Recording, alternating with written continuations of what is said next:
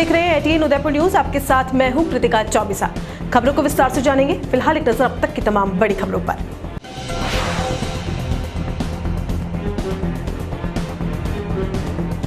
Laxity में चोरी की गाड़ी पर हो रही है पुलिस की सवारी। मालिक ने उठा लिया क्लेम, 3 साल पहले हुई थी चोरी।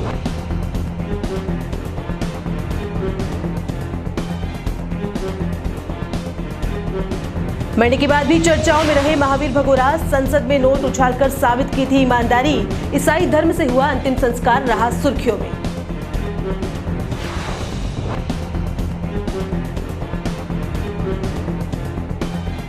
शिक्षा जगत में 302 दिनों बाद लौटी रौनक। पहले दिन रहा असमंजस, हर जगह माकूल व्यवस्थाएं।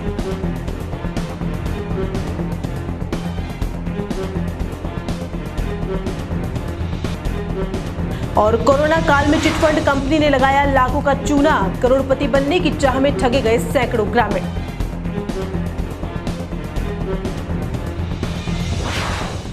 और अब खबरें विस्तार से। सबसे पहले बात करते हैं पोल खोल की। आपने आज तक चोर को लाइव पकड़ते हुए तो कई वाकये सुने और देखे होंगे, और वाहनों की चोरी के बाद थानों में चक्कर काटते और खुद ही दूर दूर तक वाहन ढूंढते हुए लोगों को भी देखा होगा। लेकिन आज हम आपको जिस कहानी से रूबरू करवा रहे हैं उसे देखकर आप हैरान रह जाएंगे। चौंके तो हम भी थे, लेकिन एटीएन उदयपुर न्यूज का मकसद ही खबर की असलियत तक जाना है। और जब हमारी पड़ताल पूरी हुई तो ऐसा राज खुला जिसने रखवालों को ही कटघरे में खड़ा कर दिया। जी हां, 3 साल पहले एक मोटरसाइकिल चोरी होती है। पुलिस उसे बरामद भी कर लेती है, लेकिन पीड़ित मालिक को यह जानकारी कभी नहीं दी जाती है कि उसकी गाड़ी मिल गई है और वह उसे ले जाने की प्रक्रिया शुरू करे। हाँ, इन 3 सालों में पुलिस के जवान इसे चलाते हुए जरूर दिखाई देते हैं। चलिए शुरुआत करते हैं कानून के रखवालों की हकीकत बयां करती हमारी खास पेशकश पोल खोल।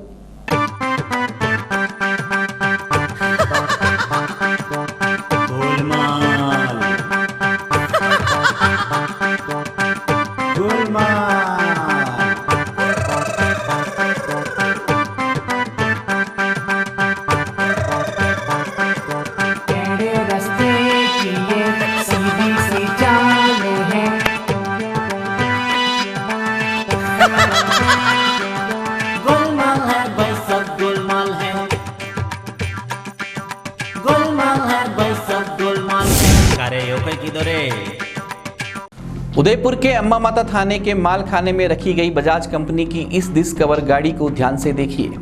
इस गाड़ी को ध्यान से देखने से लगता है कि इसे हाल ही में यहाँ रखा गया होगा, क्योंकि बाकी वाहनों पर चढ़ी धूल और इस गाड़ी की चमक ही बता देती है कि इसका उपयोग किया जाता रहा है। आपको बता दें कि RJ27 SD 1828 नंबर की यह गाड़ी 1 अक्टूबर 2017 को रात 9 बजे माणिक्य लाल वर्मा पार्क दूध तलाई से चोरी होती है।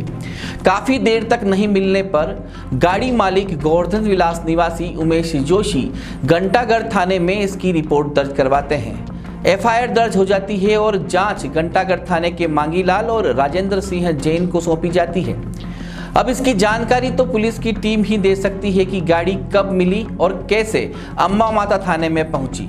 2020 में कोरोना महामारी के दौरान लगे कर्फ्यू और लॉकडाउन में इस गाड़ी को हर जगह देखा गया, लेकिन आश्चर्य की बात तो यह है कि यह गाड़ी पुलिस के वाहनों के साथ सम्मिलित मिली। वर्दीधारी इसे चलाते हुए दिखाई दिए। कई फोटो भी एटीएन उदयपुर न्यूज के पास मौजूद है, जिसे देखने के बाद स्पष्ट हो जाता है कि गाड़ी वही है। वही इस गाड़ी के आगे पुलिस का सिंबल भी चस्पा किया गया है।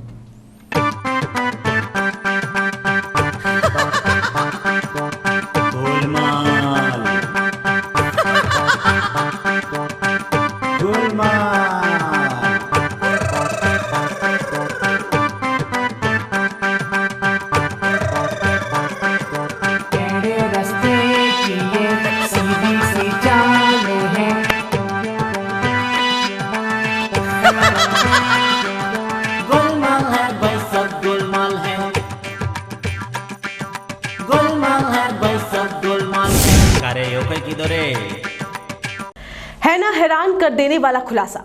चोरी की गाड़ी पर पुलिस की सवारी। आपने आज तक तो न तो कहीं देखा होगा, न ही कहीं सुना होगा। इस मामले पर जब हमारी टीम अम्मा माता थाने पहुंची और संबंधित जवान से बात की तो उन्होंने कैमरे के सामने आने से मना कर दिया और मालखाने में खड़ी उसी गाड़ी को दिखा दिया।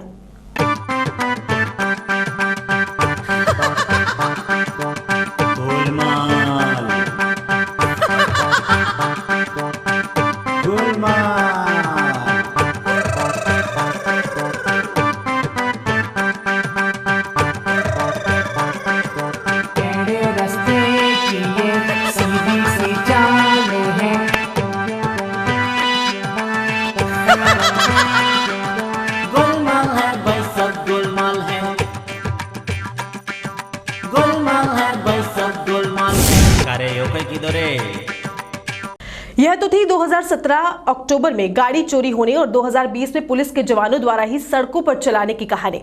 अब इसके दूसरे पहलू से भी आपको रूबरू करवा देते हैं, क्योंकि ये जानना भी आपके लिए बहुत जरूरी है। पुलिस तो पीड़ित गाड़ी मालिक तक आज तक नहीं पहुंच पाई, लेकिन हमारी टीम ने उसी एफआईआर के आधार पर गाड़ी मालिक उमेश जोशी को खोज निकाला और उनके घर तक पहुंच गई। हालांकि उस समय श्री जोशी घर पर तो नहीं थे, लेकिन उन्होंने दूरभाष पर उदयपुर 18 न्यूज के संपादक मनुराव से कहा कि गाड़ी चोरी 3-4 साल पहले हुई थी, जिसकी रिपोर्ट घंटाघर थाने में दर्ज करवाई गई थी। काफी समय तक नहीं मिली तो इंश्योरेंस कंपनी से क्लेम उठा लिया। अब गाड़ी मिल भी जाए तो मेरे किसी काम की नहीं। 18 उदयपुर न्यूज से मनुराव बोल रहा हूँ। बोलिए साहब। ये उदयपुर में पिछले दिनों जो गाड़ियां चोरी हुई उस पर हम खबर बना रहे हैं, तो आपकी गाड़ी भी चोरी हुई थी ना? हमारी गाड़ी तो उस बात को तो हो गए 3-4 साल हो गए। 4 साल पहले चोरी हुई थी। हाँ। और उसके बाद गाड़ी मिली नहीं क्या? नहीं मिली। कहाँ रिपोर्ट दर्ज कराई थी आपने? घंटाघर थाने में। अच्छा, घंटाघर थाने। आप बता सकते हो कहाँ से चोरी हुई थी? घंटाघर में कौन से इलाके से चोरी हुई थी? यार अभी इलाका तो दूध तलाई से। अच्छा, दूध तलाई से। और उसके बाद में आप वापस थाने गए क्या? मेरा तो इंश्योरेंस क्लेम हो गया सर, फाइनल हो गया। हाँ हाँ, इंश्योरेंस क्लेम फाइनल हो गया मेरा कोई लेन देन नहीं है। अभी मिल भी जाती है तो कोई मतलब नहीं है इसका। अच्छा ठीक है। चोरी की गाड़ी पुलिस घुमा रही है। पीड़ित ने इंश्योरेंस से क्लेम उठा लिया है। इंश्योरेंस कंपनी का कोई अता पता नहीं है। गाड़ी बरामद करने के बाद ऐसा कोई प्रयास भी नहीं किया गया कि गाड़ी मालिक या इंश्योरेंस कंपनी तक ये बात पहुंच सके कि गाड़ी मिल गई है। यही वजह है कि सभी थानों के मालखानों में अधिकतर गाड़ियां जंग खा रही है और पीड़ित या तो वाहन मालिक है या इंश्योरेंस कंपनियां। वाकई है ना ये चौंका देने वाला खुलासा।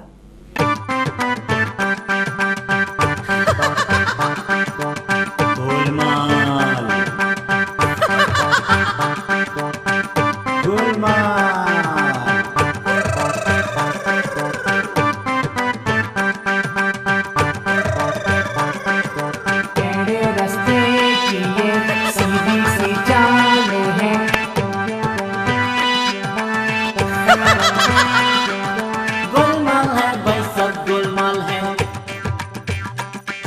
गोलमाल है भाई, सब गोलमाल है। अरे यो कोई किधर है?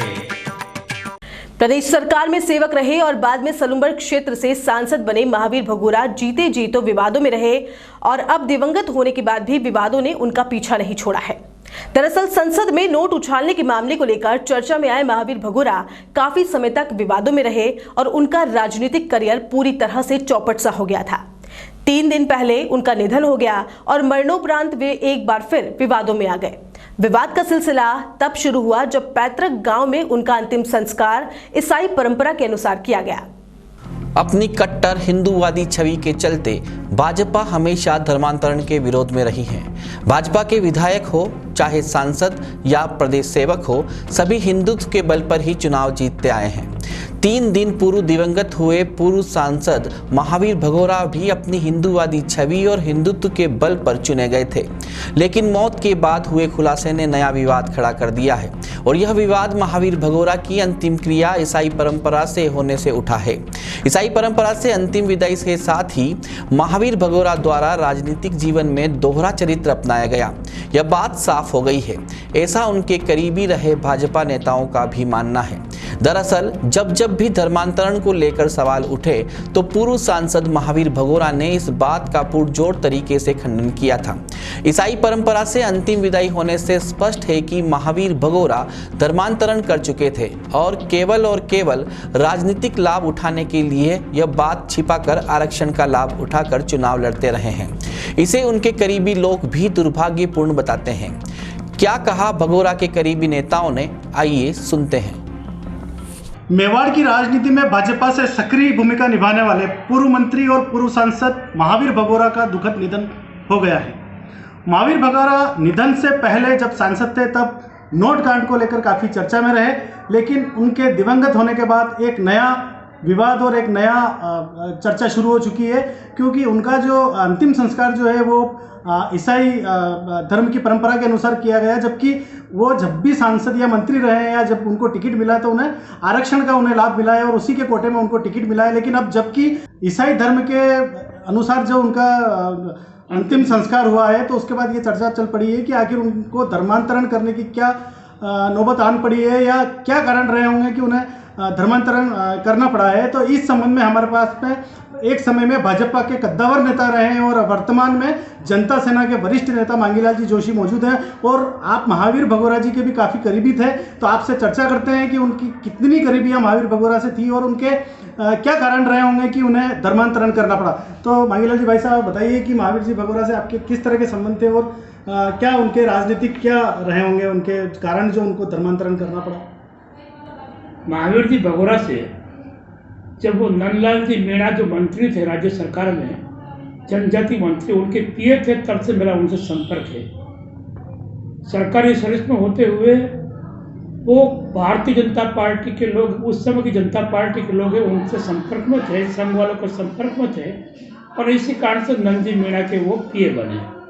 बाद में उन्होंने राजनीति में आने की इच्छा व्यक्त की, तो संघ और बीजेपी के लोगों ने उस समय उनको अपने यहाँ पर चुनाव लड़ने का अवसर देने का तय किया। और चुनाव के समय एक बात चली कि महावीर जी भगोरा का परिवार ईसाई धर्म से संबंधित है और इस बारे में महावीर जी से बात की गई तो उन्होंने कहा मैं नहीं हूँ, मेरे पिताजी और मेरा भाई है मैं नहीं हूँ। पर फिर भी उनका जैसा ध्यान में आ रहा है कि उस समय गुलाब बाग में आर्य समाज पद्धति से वापस उनको भाई मैं हिंदू हूँ, मैं ईसाई नहीं हूँ, और इस नाते वहाँ पर उन्होंने वापस धर्म पूर्व वाला छोड़ करके हिंदू धर्म स्वीकार किया। रहा सवाल आरक्षण का लाभ लिया, ईसाई होते हुए यदि उन्होंने उस समय वापस हिंदू धर्म स्वीकार कर लिया तो कोई ऐतराज नहीं, पर सिर्फ राजनीतिक लाभ लेने के लिए इस प्रकार से नाटक किया और संघ और भारतीय जनता पार्टी को मुगालते में रखा तो दुर्भाग्यपूर्ण। मेरे सबसे निकट है ये, पर जिस प्रकार से यह घटना कल देखी तो बड़ा सदमा लगा कि एक संघ का कार्यकर्ता या भारतीय जनता पार्टी कार्यकर्ता, भले ही मेरा आज संबंध नहीं है, पर इस प्रकार से पार्टी के साथ में धोखा करे यह अच्छी बात नहीं है। निश्चित रूप से यह घटना उनके निधन के कारण से अधिक कहना नहीं चाहूँगा, पर घटना बहुत दुखद है। भाई साहब कहीं कहीं आप मानते हैं कि महावीर भगोरा जी जैसे वरिष्ठ नेता ने धर्मांतरण किया, तो कहीं कहीं मिशनरी जो अभी धर्मांतरण के लिए सक्रिय है और लोगों का धर्म इसका विवाद भी मेवाड़ में काफ़ी समय से अपने खास करके उदयपुर के आदिवासी अंचल में रहा है कि धर्मांतरण को लेकर विवाद खड़ा रहा है, तो इस बारे में आप क्या क्या कहेंगे। वैसे वनवासी कल्याण परिषद गांव में काम कर रहे, पर वास्तव में ईसाई जो लोग धर्मांतरण करते हैं उनके सामने बहुत ही कम है, नगण्य है इनकी उपस्थिति। सिर्फ कोटरा में कुछ है, बाकी आप जाडोल में जाओ, खेरवाड़ा में जाओ, बहुत बड़ी संख्या में आज भी अपने गिरोह में देखिए, आज भी बहुत बड़ी संख्या में धर्मांतरण हो रहा है। ईसाई मिशनरियों के सामने वास्तव में जो हिंदू संगठन है बहुत बड़ी बड़ी बात करते हैं और अभी अपने आप को कहते हैं कि हम हिंदू धर्म के ठेकेदार हैं। उनकी समाज में, आदिवासी समाज में उपस्थित नगण्य है।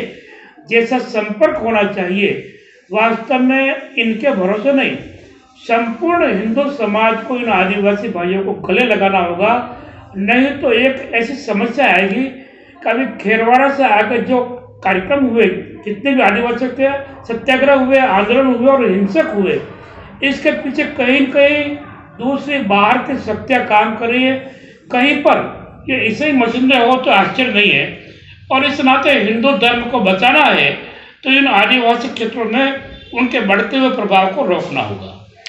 तो ये थे मांगीलाल जी जोशी साहब, जिनका साफ मानना है कि उदयपुर में कहीं न कहीं मिशनरी सक्रिय हैं और इस पर हिंदू संगठनों द्वारा विरोध करके इस पर और प्रशासन को भी इसमें कार्रवाई करके रोक लगाना चाहिए, ताकि आगे इस तरह से कोई स्थितियां पैदा नहीं हो कि समाज कहीं संकट में आए और बहुत ज़्यादा इस तरह के मामले और आगे सामने आए और उस पर विवाद खड़ा हो। बहरहाल जहाँ तक हम महावीर भगोरा की बात करेंगे तो वो निधन से पहले भी चर्चा में रहे हैं रश्वत कांड को लेकर, और निधन के बाद जब उनके जो अंतिम संस्कार जो सरकारी उनका अंतिम संस्कार जो ईसाई धर्म के अनुसार हुआ है, उसके बाद एक बार फिर वो विवाद में, और सभी लोग इसे दुर्भाग्यपूर्ण बताते हैं। कैमरामैन कुणाल के साथ प्रमोद गौड़, ATN उदयपुर न्यूज़।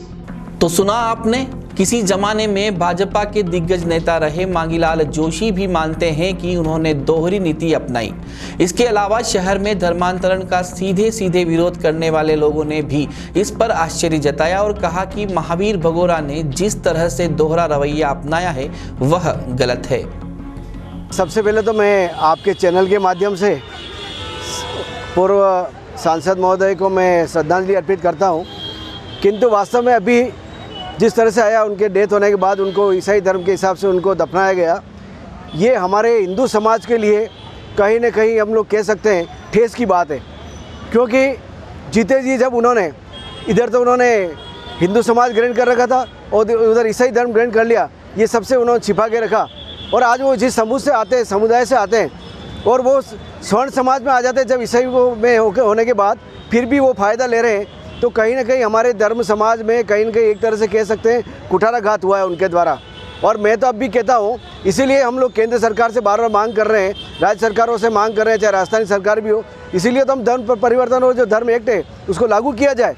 इसी विषय को लेकर के हम लोग केंद्र सरकार और राज्य सरकार को बार बार ज्ञापन दे रहे हो, इसी क्रम में उनको ज्ञापन भी और भी सौंपेंगे। जैसा कि विषय ज्ञात हुआ है कि पूर्व सांसद महावीर जी भगोरा, जिनको ईसाई रीति नीति से दफनाया गया, और ये बात अब पता चली है, जबकि पूर्व में ऐसा ज्ञात हुआ भी उनके द्वारा हिंदू धर्म अपना लिया गया था। और विश्व हिंदू परिषद बजरंग दल हमेशा से ही संगठन का ये कार्य रहा है कि जो भी ईसाई धर्म अपना चुके हैं उनको पुनः उनकी घर वापसी कराई जाए। और इस प्रकार की और भी उदयपुर जिले में और पूरे संभाग में और पूरे प्रदेश में कहीं पे भी ऐसा होता है तो विश्व हिंदू परिषद बजरंग दल उसको वापस से घर वापसी कराएगी, और उसके कार्य के लिए सतत हम लगे हुए हैं। जय श्री राम। जैसा कि ये कल की घटना हुई है, भगोरा जी को ईसाई रीति रिवाज से दफनाया गया, ये काफ़ी शर्मनाक है।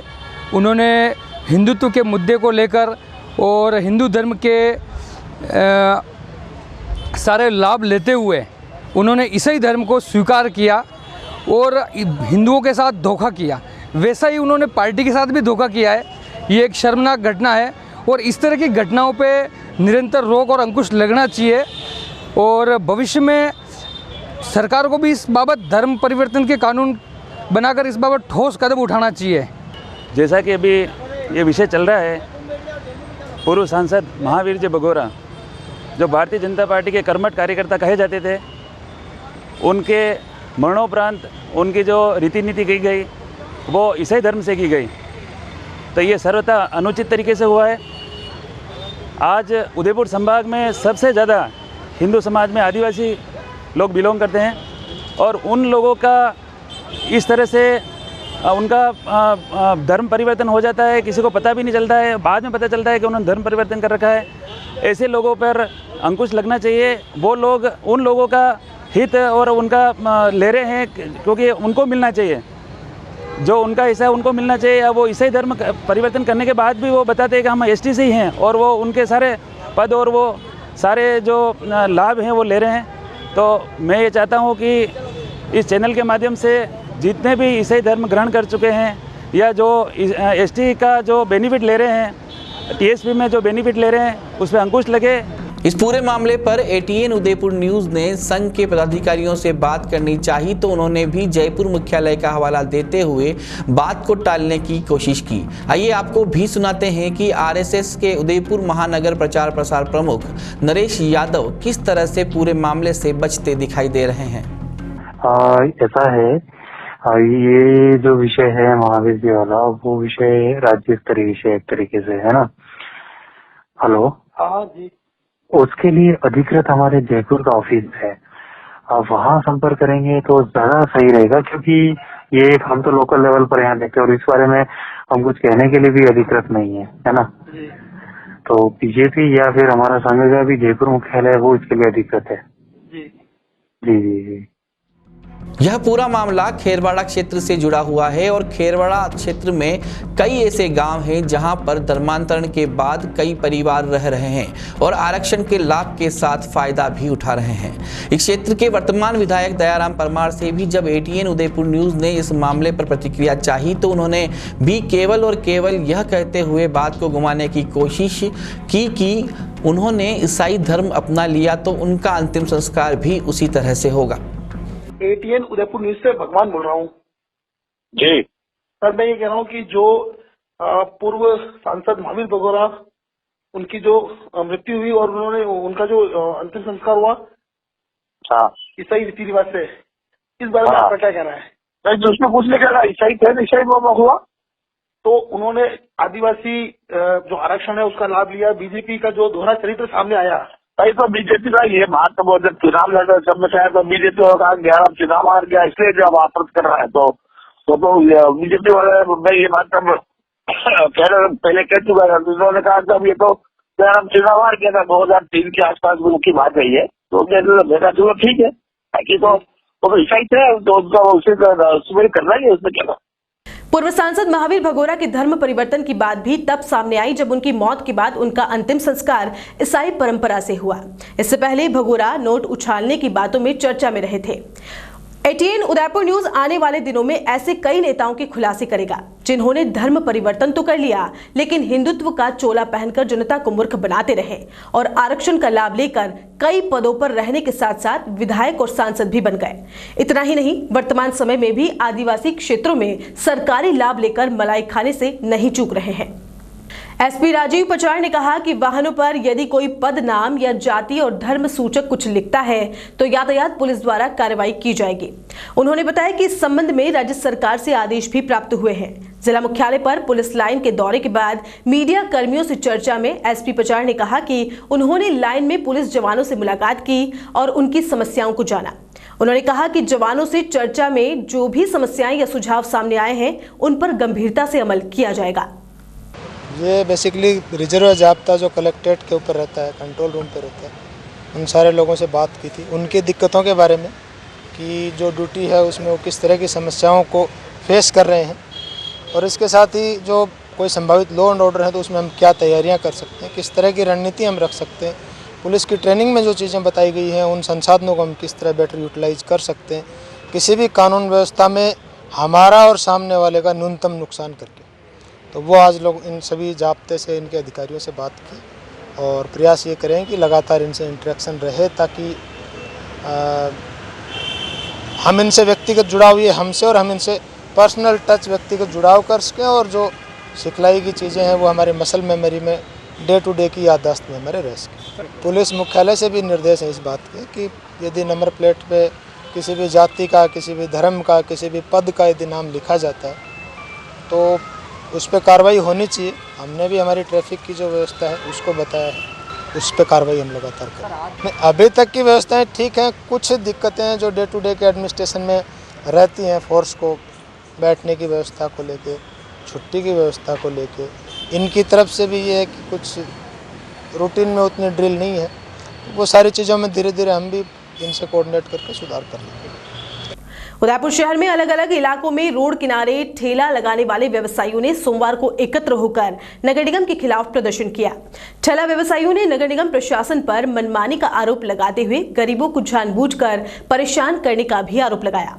दरअसल C2 और ठेला व्यवसाय यूनियन की ओर से दर्जनों ठेला व्यवसायी नगर निगम में जमा हुए और निगम के खिलाफ नारेबाजी की। ठेला व्यवसायियों का कहना है कि शहर को स्मार्ट बनाने के नाम पर नगर निगम की ओर से ठेलों को हटाया जा रहा है और सख्ती करते हुए अब उन्हें खड़ा नहीं रहने दिया जा रहा, जबकि ये स्ट्रीट वेंडर्स कानून की अवमानना है। ठेला व्यवसायियों ने निगम प्रशासन से उन्हें स्थायी लाइसेंस देने और एक स्थान को स्थायी करने की मांग की है ताकि वे भी अपना गुजारा कर सकें।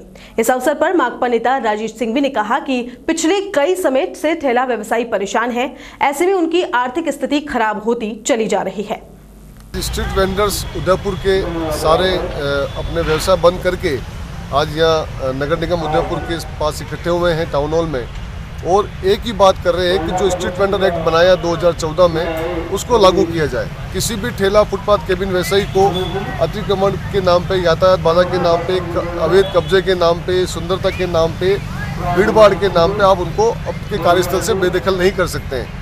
हॉस्पिटल रोड के जो स्ट्रीट वेंडर से 35 जिनका सर्वे में नाम है लेकिन उनको नो वेंडिंग जोन के नाम पे हटाया, अभी 1 महीने पहले दिल्ली गेट पे भीड़ भाड़ के नाम पे हटाया, जबकि कानून कहता है कि आप इसको नहीं हटा सकते। इसी तरह सुगड़ा सर्किल पे ये आए दिन एक तरह से ये अपनी जो ताकत है वो सारा जो इस्तेमाल मतलब जो ठेले, फुटपाथ और गरीब व्यवसायी हैं उनके ऊपर करते हैं। एक तरफ हमारे ये कहा जाता है कि जो यातायात बाधा है वो ठेले वाले बहुत करते हैं, बहुत ज़्यादा ठेले बढ़ गए हैं। तो हमारा भी ये सवाल है कि इस शहर में जितने ठेले बढ़े उससे कई ज़्यादा गुना अनुपात में कारें बढ़ी हैं, लेकिन सवाल वो नहीं बनता है। और जहाँ जहाँ पर भी ठेले हटाए उदयपुर में वहाँ सब जगह कारें खड़ी है, लेकिन वहाँ उनको कोई दर्द नहीं है, वो गंदगी समझते हैं ठेले, फुटपाथ, केबिन व्यवसायी को। जबकि सुप्रीम कोर्ट ने कहा कि हमारे देश की आर्थिक व्यवस्था में सबसे मजबूत स्तंभ है हमारे जो ये स्ट्रीट वेंडर्स है। उदयपुर में परिवहन विभाग की ओर से इस बार सड़क सुरक्षा सप्ताह की जगह सड़क सुरक्षा माह का आयोजन किया गया। इस मौके पर मोटरसाइकिल रैली निकाली गई, जिसको एसपी डॉक्टर राजीव प्रचार ने हरी झंडी देकर रवाना किया। इस अवसर पर आरटीओ प्रकाश सिंह राठौड़, डीटीओ कल्पना शर्मा सहित कई प्रशासनिक और पुलिस अधिकारी मौजूद रहे। यह जागरूकता रैली शहर के विभिन्न चौराहों से होती हुई चित्रकूट नगर स्थित यूआईटी सामुदायिक भवन पहुंची, जहां प्रदर्शनी आयोजित की गई। इस प्रदर्शनी में आने वाले लोगों को सड़क सुरक्षा के नियमों के बारे में जागरूक किया जाएगा। सबसे खास बात इस बार यह है कि हर साल सड़क सुरक्षा सप्ताह मनाया जाता है, लेकिन इस बार ये पूरे महीने भर मनाया जाएगा। इस दौरान परिवहन विभाग और ट्रैफिक पुलिस द्वारा वाहनधारियों को नियमों के बारे में जागरूक किया जाएगा। पुलिस अधीक्षक डॉक्टर राजीव प्रचार ने बताया कि इस बार जागरूकता के साथ जो लोग नियमों की अवहेलना करेंगे उनके खिलाफ कार्रवाई कर जुर्माना लगाया जाएगा। इस अवसर पर आरटीओ प्रकाश सिंह राठौड़ ने कहा, परिवहन विभाग हर बार सप्ताह मनाता है, तो वहीं इस बार पूरे माह ये जागरूकता कार्यक्रम आयोजित किया जाएगा। परिवहन विभाग, पुलिस विभाग और जिला प्रशासन के समन्वय से आज 32वां सड़क सुरक्षा माह इस बार किया गया है, शुरू किया गया है। मुख्य उद्देश्य ये है कि लोगों को जागरूक किया जाए सड़क नियमों के, सड़क कानूनों के बारे में। जो नहीं मानते हैं उनके खिलाफ सख्त कार्रवाई की जाए और सड़क पे होने वाली दुर्घटनाएं और उनमें होने वाली जो मृत्यु है उसकी संख्या को किसी भी तरह से कम किया जाए। आज से प्रोग्राम शुरू किए गए, अगले 1 माह तक ये कार्यक्रम चलेंगे। नोडल डिपार्टमेंट ट्रांसपोर्ट है, सभी डिपार्टमेंट मिलकर इसमें काम करेंगे और प्रयास करेंगे दुर्घटनाओं की संख्या और उनकी मृत्यु में कमी लाए। क्योंकि सड़क पे होने वाली जो दुर्घटना और उससे जो मृत्यु है वो वास्तव में एक चिंता की बात है सबके लिए। पूरे राजस्थान में 10,000 के आसपास लोगों की डेथ प्रति वर्ष होती है। तो जितनी ज़्यादा लंबे समय तक इसको प्रोग्राम को हम चला सकते हैं, लोगों को जितना ज़्यादा जागरूक कर सकते हैं, इस समय जितना ज़्यादा समाज को जोड़ सकते हैं, परिणाम उतने ही बेहतर मिले।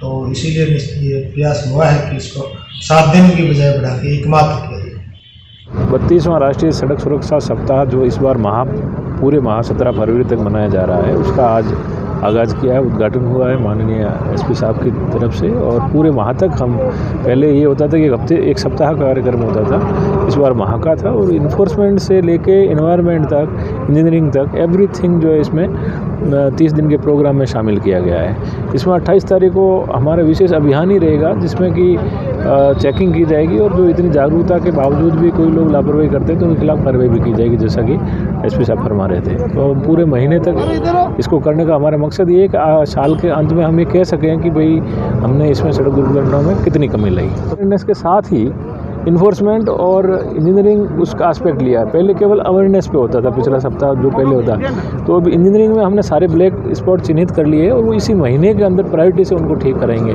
इसमें हमने रोड ऑनिंग एजेंसियों को भी इसमें साथ में लिया है। और जो इन्फोर्समेंट है वो अक्सर सड़क सप्ताह में पहले नहीं होता था, ये अलग बात है कि इस बार हम उसको भी शामिल कर रहे हैं ताकि इन्फोर्समेंट भी चले, ताकि यूँ भी पता लगे कि भाई अपराध करने से जुर्माना भी होता है। और जागरूकता के तौर पे तो हम जैसे पहले चलता था वैसा चलेगा और पूरे महीने तक विस्तार होने से इसका नतीजा अच्छा आने की उम्मीद है। राजस्थान के उदयपुर सहित 13 जिलों में पिछली दिवाली के बाद से जारी नाइट कर्फ्यू खत्म करने का फैसला हो गया है। मुख्यमंत्री अशोक गहलोत ने नाइट कर्फ्यू खत्म करने पर सहमति दे दी है। सोमवार को सीएम निवास पर हुई कोरोना समीक्षा बैठक में नाइट कर्फ्यू हटाने और अन्य पाबंदियों पर चरणबद्ध तरीके से छूट देने का फैसला हुआ है। अब गृह विभाग इस संबंध में औपचारिक आदेश जारी करेगा। इसके बाद संबंधित 13 जिलों के कलेक्टर कर्फ्यू हटाने का आदेश जारी करेंगे।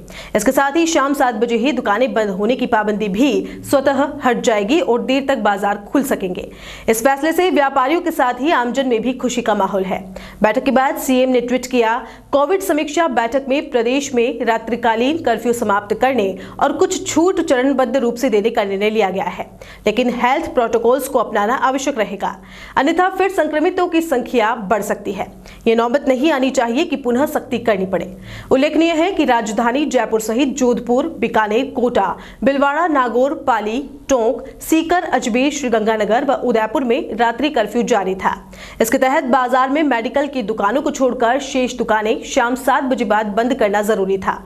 रात्रि कर्फ्यू रात 8 बजे से सुबह 6 बजे तक लागू था। प्रदेश में दिवाली के बाद कोरोना के मामले बढ़ने पर पहले 8 और फिर 13 जिलों में नाइट कर्फ्यू लगाया गया। और बुलेटिन में यहाँ रुकेंगे एक ब्रेक के लिए। आप देखते रहिए ATN उदयपुर न्यूज।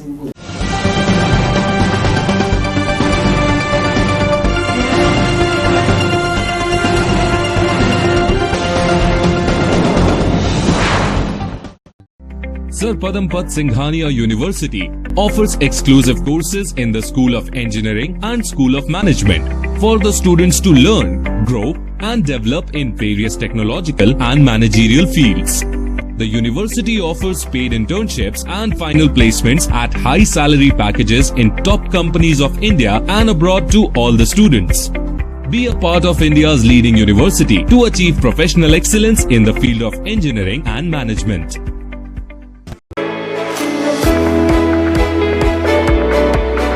उदयपुर का जनार्दन राय नागर राजस्थान विद्यापीठ डीम्ड विश्वविद्यालय शिक्षा के क्षेत्र में एक अग्रणी संस्था है। इसकी स्थापना ख्यातनाम शिक्षाविद मनीषी पंडित जनार्दन राय नागर द्वारा वर्ष 1937 में की थी। वर्तमान में यहाँ पर science, commerce, arts, law, physical, computer science, IT के साथ साथ मेडिकल में होम्योपैथी एवं फिजियोथेरेपी के कोर्स चल रहे हैं। इसके अलावा कई तकनीकी कोर्स संचालित होने से हजारों छात्र छात्राओं का भविष्य उज्जवल हो रहा है। विश्वविद्यालय के कुलपति प्रोफेसर SS सारंगदेवोत को विशिष्ट कार्यों हेतु भारत सरकार के रक्षा मंत्रालय की ओर से कर्नल उपाधि प्रदान की गई है। कुलपति के अथक प्रयासों से विश्वविद्यालय को नेक से A ग्रेड मिली है। एडमिशन के लिए संपर्क करें प्रतापनगर के समीप विश्वविद्यालय परिसर में, जहां पर सभी प्रकार के कोर्स के बारे में संपूर्ण जानकारी के साथ छात्र छात्राओं के भविष्य को ध्यान में रखकर दिया जाता है निःशुल्क परामर्श। उदयपुर प्रॉपर्टी लेकर आए हैं शहर के नजदीक कन्वर्ट आवासीय प्लान, जहां पर आपको मिलेंगे बहुत कम दाम में अच्छे प्लॉट। साथ ही ग्राहकों के लिए उदयपुर प्रॉपर्टी लेकर आया है एक सुनहरी स्कीम, जिसमें 11 महीने में लकी ड्रॉ के माध्यम से निकाले जाएंगे 99 प्लॉट। साथ ही अन्य निवेशकों के निवेश का भी रखा गया है ध्यान। लकी ड्रॉ में नाम नहीं आने पर निवेशकों को दिए जाएंगे घरेलू प्रोडक्ट्स, जिनमें शामिल है 32 इंच LED टीवी, 185 लीटर का फ्रिज, 5 सीटर सोफा सेट और सेमी ऑटोमेटिक वॉशिंग मशीन। ये सभी ब्रांडेड हैं और इनके एक प्रोडक्ट ऑफिस में उपलब्ध हैं। निवेशक निवेश करने से पहले ऑफिस विजिट कर योजना के बारे में पूरी जानकारी ले सकते हैं। हमारे ऑफिस का पता है 212 सेकंड फ्लोर समृद्धि कॉम्प्लेक्स, कृषि उपज मंडी के सामने, रेती स्टैंड, उदयपुर, या फिर फोन पर भी संपर्क कर सकते हैं। Sarika mobile number 9549475305, Raman Singh mobile number 9829611193, Shubham Singh mobile number 7877824848।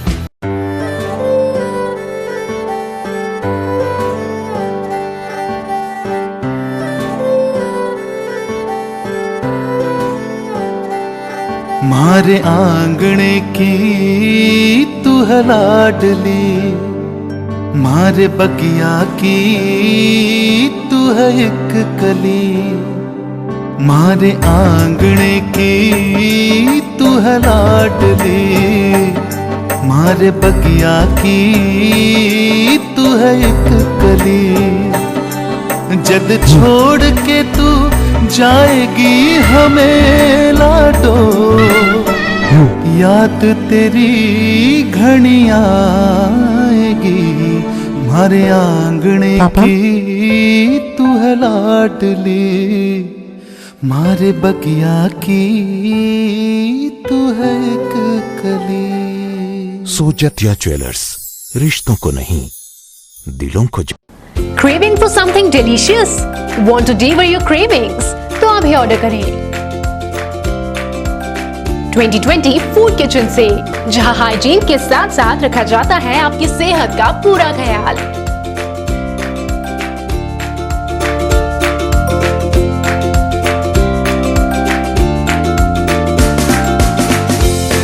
तो अभी ऑर्डर करें और घर बैठे लुत्फ उठाएं लाजवाब मनपसंदीदा खाने का। 2020, the taste of 2020। आप ऑर्डर कर सकते हैं हमें हमारे नंबर पर डायरेक्ट कॉल करके। हमारा कॉन्टैक्ट नंबर है 8686142020। Order now. 2020, the food kitchen।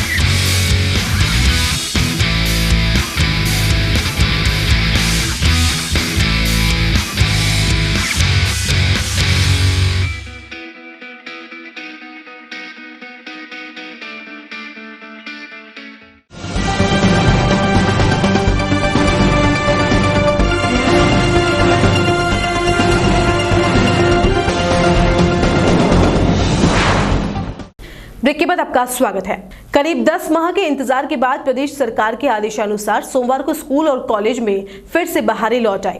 शिक्षण संस्थाएं खुलने की खुशी न सिर्फ विद्यार्थियों में देखी गई, बल्कि टीचर्स और अभिभावक भी काफी खुश नजर आए। लंबे इंतजार के बाद स्कूल पहुंचे विद्यार्थियों की खुशियां, टीचर्स का अनुभव और विद्यालय परिसर के वातावरण में फैली सकारात्मक ऊर्जा, इन सभी को लेकर ATN उदयपुर न्यूज में आपके लिए एक स्पेशल स्टोरी तैयार की है, जिसे हमारी टीम ने अनुभव किया है और आप भी ऐसा महसूस कर सकते हैं। देखिए हमारे सहयोगी अभिषेक जोशी की खास रिपोर्ट। आओ स्कूल चले। शुचि, सत्य, संयम, सादगी, संकल्प, अनुशासन और विनय, इन सप्त रत्नों में निहित है छात्र जीवन की विजय। और जी हाँ, 2020 में छात्र जीवन कुछ अस्त व्यस्त हो गया था, लेकिन 10 माह के इंतजार के बाद सरकार के आदेशानुसार सोमवार से फिर से स्कूल खुल गए हैं। स्कूलों में घंटियां बजने लगी है।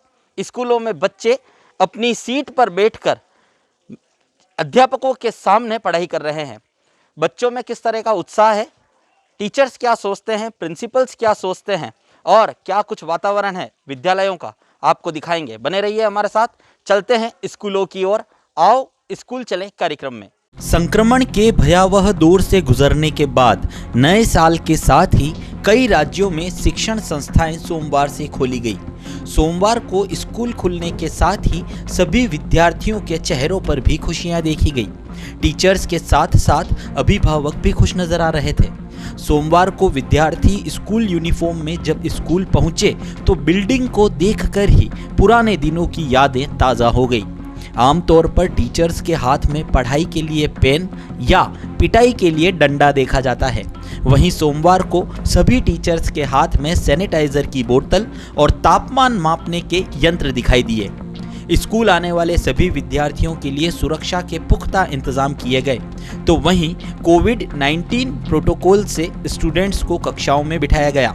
राजस्थान सरकार की गाइडलाइन की पालना करते हुए 50-50% बच्चों को ही स्कूल बुलाया जा रहा है।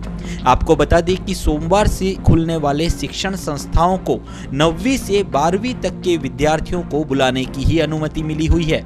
अन्य छोटी क्लास के विद्यार्थियों की अभी भी ऑनलाइन क्लासेस चल रही है। ऐसे में बड़ी क्लास के टीचर्स सोशल डिस्टेंसिंग की पालना और मास्क की अनिवार्यता के साथ बच्चों को पढ़ा रहे हैं। तो वहीं छोटी क्लास के टीचर्स सोमवार को भी ऑनलाइन क्लासेस लेते दिखाई दिए। चलिए सुनते हैं 10 महीने बाद स्कूल आए निजी विद्यालय के विद्यार्थियों ने कैसा महसूस किया। देखिए, स्कूल में आने की फीलिंग ही अलग होती है। घर पे पढ़े हैं, एक तो स्क्रीन टाइम बढ़ रहा है जिससे आंखों पे बहुत ज़्यादा लोड पड़ रहा है, उससे फिर पढ़ाई भी एकदम अच्छे से नहीं हो पाती है। जैसे फिज़िक्स है, केमिस्ट्री, वो प्रैक्टिकल सब्जेक्ट्स होते हैं, तो वो स्कूल में आके प्रैक्टिकली करना ज़्यादा ज़रूरी होता है, तो समझने में थोड़ी दिक्कत आती है। और जैसे कि घर पे हैं तो वो एक एनवायरनमेंट भी नहीं बनता है पढ़ने का, पर स्कूल में आते हैं तो आसपास फ्रेंड्स होते हैं, टीचर्स होते हैं, पढ़ने का एक्सपीरियंस ही अलग होता है। अब टीचर जो पढ़ा रहा है सामने आके, वो अगर घर पे ऑनलाइन पढ़े तो फिर वो कम समझ में आता है। तो इसलिए स्कूल आने की फीलिंग तो बहुत ही अच्छी है, क्योंकि 10 महीने से हम घर पे बैठे थे और बहुत ज़्यादा बोर हो रहे थे। मतलब पढ़ाई भी हाँ हो रही है, नहीं हो रही है, मतलब थोड़ी थोड़ी हो रही है, पर अब स्कूल में आएंगे तो थोड़ी सीरियसनेस बढ़ेगी, थोड़ी पढ़ाई भी अच्छी होगी। और जैसे एग्ज़ाम्स भी ऑनलाइन हो रहे थे तो वो भी कोई एक अच्छा सिस्टम नहीं है एग्ज़ाम्स लेने का, उससे बच्चे की परख नहीं कर सकते हैं। आज मुझे बहुत अच्छा लग रहा है कि मैं आज पहली बार स्कूल आई हूँ। मतलब 10 महीने के बाद, इतना ब्रेक के बाद मैं आई हूँ। यहाँ का एनवायरनमेंट देख के, यहाँ के गार्डन्स देख के, हमारा पार्क देख के हमें बहुत अच्छा लग रहा है यहाँ पे आके बाद। और जब सुबह सुबह उठना पड़ता है, सुबह जल्दी उठो, फिर स्कूल के लिए रेडी हो, ब्रेकफास्ट करो, फिर लंच पैक करो बैग में, बहुत अच्छा लग रहा है। फिर टाइम टेबल के हिसाब से बुक्स बनाओ, इतना अच्छा लग रहा है कि हमें लग रहा है कि हम एक बंद पिंजरे से आज आज़ाद हो चुके हैं। बंद पिंजरे से निकलकर पंछी फिर से हवा में उड़ने को तैयार हैं। नए जोश, नई उमंग के साथ एक बार फिर अपने आप को साबित करने के लिए यह विद्यार्थी स्कूल पहुंच गए हैं। करीब 10 माह से बंद पड़े शिक्षा के मंदिरों में सोमवार को जब विद्यार्थी पहुंचे तो मानो ऐसा लग रहा था कि एक खाली ड्राइंग शीट पर किसी ने बहुत अच्छी चित्रकारी कर दी हो, क्योंकि इन भवनों की रौनक यहाँ पढ़ने वाले स्टूडेंट्स से ही है। टीचर्स ने भी अपने अनुभव साझा करते हुए बताया कि वैसे तो ऑनलाइन क्लासेस के लिए सभी स्कूल आ रहे थे और विद्यार्थियों को ऑनलाइन पढ़ाई भी कराई जा रही थी, लेकिन आज छात्र छात्राओं को अपने सामने देखकर टीचर्स की भी खुशी का ठिकाना नहीं रहा। साथ ही प्रिंसिपल ने बताया कि बच्चों को फिर से स्कूल परिसर में देखने की खुशी शब्दों में बयां नहीं की जा सकती। शिक्षा के मंदिरों में भक्तों का आना बंद हो गया हो ऐसा प्रतीत हो रहा था, लेकिन धीरे धीरे कोरोना वायरस को मात देकर हम फिर से मुख्य धारा में जुड़ने को तैयार हैं। और जिस तरह से विद्यार्थी स्कूल आकर खुश हैं, उसी तरह से सभी टीचर्स भी विद्यार्थियों को पढ़ाने के लिए तैयार हैं। और यहाँ पे अभी आज से पहले 9 महीने 27 दिन से लॉकडाउन शुरू हुआ था, तब से हम लोग ऑनलाइन क्लासेस ले रहे थे। बस ये ऑनलाइन क्लासेस में और इसमें ये फ़र्क है कि आज जब बच्चे आए हैं तो बड़ी स्कूल की जान वापस आ गई, ऐसा लग रहा है मुझे। और बच्चों को देखकर बड़ी खुशी का अनुभव कर रही हूँ मैं। उससे पहले जब ऑनलाइन क्लासेस में बच्चों को देखती थी तो ऐसा लगता था उनको समझ में आ भी रहा है या नहीं। कुछ बच्चे वीडियो ऑफ करके बताते थे या जवाब देते थे, कुछ ऑन करके देते थे। मेरा जो सब्जेक्ट है वो साइंस है, तो मुझे ऐसा लगता था कुछ प्रैक्टिकल अगर बच्चों को समझाएंगे तो ज़्यादा समझ में आएगा। तो आज जब ये 10th के बच्चे 9th के बच्चे स्कूल आए हैं तो मैं ज़रूर से इनको प्रयोगशाला लेके जाऊंगी और उनको वहाँ पे जब समझाऊंगी तो मुझे भी कॉन्फिडेंस फील होगा कि आज बच्चों ने वह समझा है जो मैं समझाना चाहती हूँ। Sir, it is really very good to see all these laughing students बहुत अच्छी तरीके से, और हमने हर सेफ्टी के साथ प्रिकॉशंस के साथ उनको वेलकम किया है and environment is really very good. अच्छा लग रहा है कि हम बैक टू हमारे नॉर्मल लाइफ में आ रहे हैं। और they were really very happy to see us. उन्होंने भी हमें वेलकम किया, गुड मॉर्निंग बोल के। वो जो स्माइली फेस थी, इट वाज रियली एनकरेजिंग अस कि हम जो कर रहे हैं वो अच्छा कर रहे हैं। सर, सबसे पहले मैं ये बोलना चाहूँगी, 10 मंथ्स के बाद ऐसे लग रहा है जैसे स्कूल में रौनक वापस आई है। स्कूल ऐसे था पहले जैसे इसमें लाइफ नहीं थी, जान नहीं थी, अब ऐसे लग रहा है स्कूल में life, I mean the school has got its life.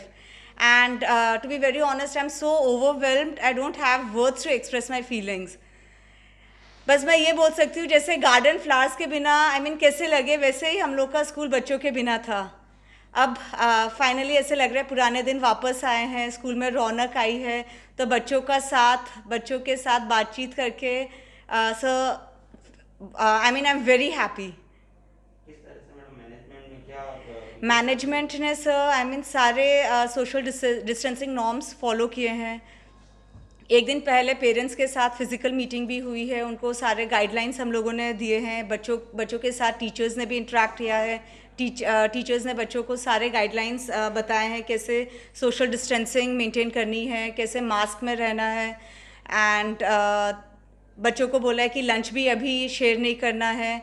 तो ये सब बच्चों के साथ सर काउंसलिंग हुई है, बच्चों के साथ भी सर। तो देखा आपने किस तरह से निजी विद्यालय की बिल्डिंग लंबे समय तक स्टूडेंट्स का इंतजार कर रही थी, जो कि सोमवार को खत्म हुआ।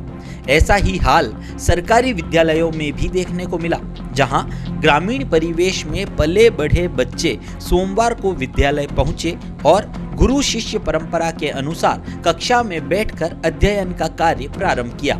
सरकारी विद्यालय के विद्यार्थियों ने बताया कि यूं तो हर वर्ष गर्मी की छुट्टियां करीब 1.5 माह के लिए पड़ती है, लेकिन इस बार जैसे ही लॉकडाउन के बाद स्कूल बंद हुए तो उसकी खुशी कुछ अलग थी। लेकिन जैसे जैसे समय बीतता गया वैसे वैसे स्कूल की याद भी आती रही। लेकिन इस बार हम भी मजबूर थे और न तो सहपाठियों से मिल पाए और न ही स्कूल आ पाए। विद्यार्थियों ने ATN उदयपुर न्यूज़ के साथ अपने अनुभव साझा करते हुए बताया कि उन्हें ऐसी छुट्टियां नहीं चाहिए जिसमें कोरोना हो। वहीं प्रिंसिपल ने बताया कि राज्य सरकार की गाइडलाइन के अनुसार ही सारी व्यवस्थाएं की गई है। विद्यार्थियों को अलग अलग बैच में बुलाकर पढ़ाई कराई जा रही है, तो वहीं सोशल डिस्टेंसिंग के साथ मास्क की अनिवार्यता और सैनिटाइजेशन का भी पूरा ध्यान रखा गया है। और मैं क्लास 12 की छात्र हूँ। मेरे को आज बहुत अच्छा लग रहा है कि आज हमारी स्कूलें खुल चुकी है और ऐसा लग रहा है जैसे कि मतलब सब फ्रेंड वगैरह मिले हैं, बहुत अच्छा लग रहा है। और हमें सारी बातों का ध्यान रखना है कि कोई बुक वगैरह पेन पेंसिल शेयर नहीं करनी है, टिफ़िन अपने पानी की बोतल सब कुछ लेके आना है और हमें पूरा ध्यान रखना है कि कोई चीज़ शेयर नहीं करे, सब अपनी अपनी चीज़ें लेके आएंगे। बहुत अच्छा लगा है कि हमें हमारे टीचर मिले, प्रिंसिपल मैम से मिले और वो मैं ऑनलाइन क्लासेस चलती थी हमारी, बट उसमें वो मज़ा नहीं था जो क्लास में बैठ के मज़ा आता है पढ़ने में। बहुत याद आई। शुरुआत में जब लॉकडाउन हुआ तब अच्छा लगा कि छुट्टियां हो गई है, अब तो मज़े करेंगे घर पे, बट फिर 2-3 दिन महीने बीते और फिर ऐसा लगा कि अब स्कूलें खुल जाए तो बहुत अच्छा है कि स्कूलें खुलेंगे तो स्कूल में जो माहौल है वो घर पे बैठ के पढ़ाई में नहीं मिलता है। मैं 10 महीने के बाद स्कूल आ रहा हूँ और पहली बार आज स्कूल आया हूँ, तो मेरे सहपाठी से मिलकर मुझे बहुत खुशी हो रही है। और हमने शुरू में हमारे लॉकडाउन शुरू हुआ था मार्च में, तो शुरू में अच्छा लगा था, पर बाद में धीरे धीरे 2 महीने बाद बोरिंग सा होने लगा था। फिर हमारे ऑनलाइन क्लासेस शुरू हुई, पर ऑनलाइन क्लास में पढ़ने में वो मज़ा नहीं था जो स्कूल में क्लास में हम टीचर पढ़ा रहे थे। उसके बाद अभी हम स्कूल में आए हैं तो हमें अच्छा लग रहा है।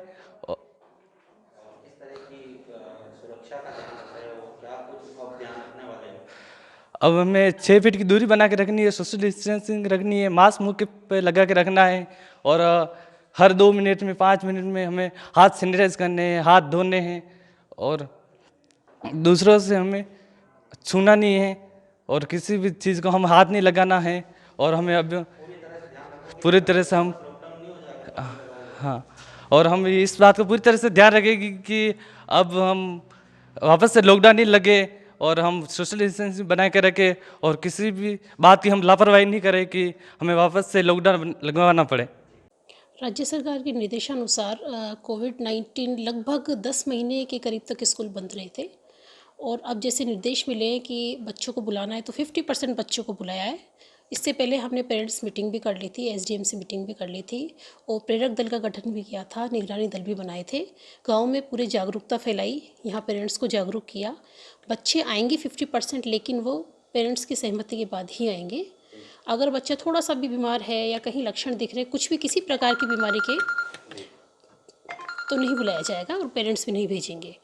और 16 तारीख को जब हमने मीटिंग की थी उसके बाद हमने पूरे स्कूल को सैनिटाइज करवाया था, रूम्स वगैरह, गेट के हैंडल वगैरह, बाथरूम सबको अच्छे सैनिटाइज करवा दिया। और आज जब बच्चे आए तो सबसे पहले हमने सोशल डिस्टेंसिंग से बच्चों को बाहर खड़ा किया और उसके बाद सबसे पहले थर्मल गन से उनका टेम्परेचर लिया, उसके बाद डिस्टेंसिंग का पालन करते हुए उनकी सैनिटाइज करवाया और रूम में भेजा। और रूम की सीटिंग बिल्कुल जैसे बोर्ड की होती है उस तरह ही की थी। सब बच्चों के नाम बाहर सीटिंग प्लान लगा दिया था, अंदर भी बच्चों के नाम लिखवा दिया था, मतलब जिस टेबल पर बच्चा बैठेगा उसी टेबल पर बैठेगा और सब रूम बांट दिए थे, मतलब उसी रूम में बच्चे को बैठना है, अगर वो क्लास नहीं आएगी तो रूम बंद रहेगा। बच्चे आज बहुत खुश हैं, हम सब इतने खुश हैं कि जैसे एक स्कूल में जान आ गई हो। हम स्कूल आ रहे थे, स्टाफ आ रहा था इसके बाद भी, लेकिन सुना था स्कूल आने का मन नहीं करता था। बच्चे हमको मिस करते थे, हम बच्चों को मिस करते थे, लेकिन बुला भी नहीं सकते थे स्कूल में। लेकिन आज बच्चे आए, बहुत खुश है और बहुत खुशी से सारी जो भी नियम शर्तें उन्होंने मान ली कि मैम हम इन सब चीज़ का पालन करेंगे और कोई भी ऐसा काम नहीं करेंगे, हम खुद भी अपनी सुरक्षा करना जानते हैं और करेंगे। आखिर सोमवार को विद्यार्थियों ने स्कूल में लगी घंटी की आवाज को सुन लिया। आखिर सोमवार को विद्यार्थियों ने स्कूल के आंगन में कदम रख दिया। आखिर सोमवार को विद्यार्थियों ने टीचर के सामने बैठकर पढ़ाई कर ली और आखिर सोमवार को विद्यार्थी अपने सहपाठियों से मिल लिए। बस इन्हीं खुशियों को मिलाकर शिक्षण संस्थाओं की रौनक फिर से लौट आई है। ऐसे में हमें भी चाहिए कि सुरक्षा का पूरा ध्यान रखें और ऐसा कोई कदम नहीं उठाएं जिससे पुनः लॉकडाउन जैसे भयावह दृश्य का हमें सामना करना पड़े। आखिर लंबे इंतजार बाद आज सभी विद्यालय खुल गए हैं, शिक्षण संस्थाएं खुल चुकी है, सरकार का पहरा शिक्षा के मंदिरों पर खत्म हो चुका है। सोशल डिस्टेंसिंग की पालना के साथ सभी बच्चे स्कूल पहुंच रहे हैं।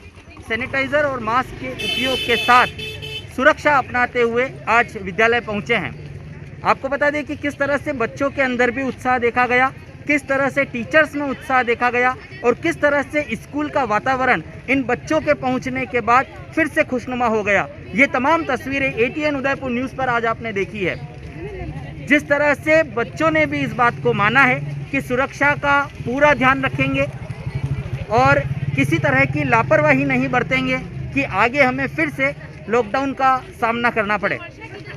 खुल चुके हैं स्कूल, खुल चुके हैं शिक्षा के मंदिर। अब बारी आपकी है। सोशल डिस्टेंसिंग की पालना के साथ मास्क का उपयोग और सैनिटाइजर्स के उपयोग से आप खुद के साथ दूसरों को भी सुरक्षित रख सकते हैं।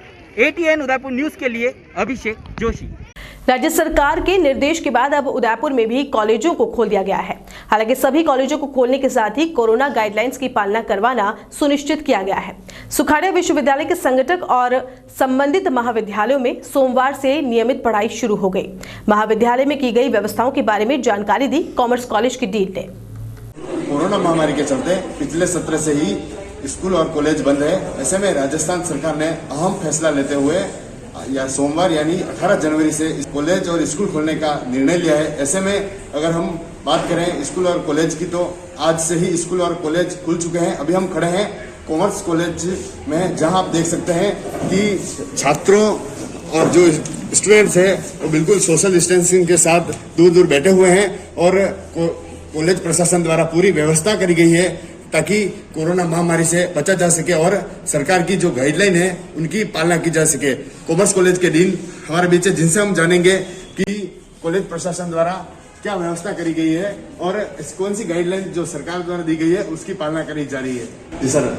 मैं सबसे पहले तो सरकार के इस निर्णय का स्वागत करता हूं कि उन्होंने 18 जनवरी से कॉलेज की अंतिम वर्ष के विद्यार्थियों को कॉलेज में आने की अनुमति दी है। इससे विद्यार्थी भी बड़े खुश हैं। पिछले 8-9 महीने से विद्यार्थी जो है एक तरीके से शिथिलता की स्थिति में आ गए थे, तो नव ऊर्जा और नव संचार के साथ वो महाविद्यालय में प्रवेश किए हैं। हमने इसके लिए तैयारियां शुक्रवार से ही शुरू कर दी थी।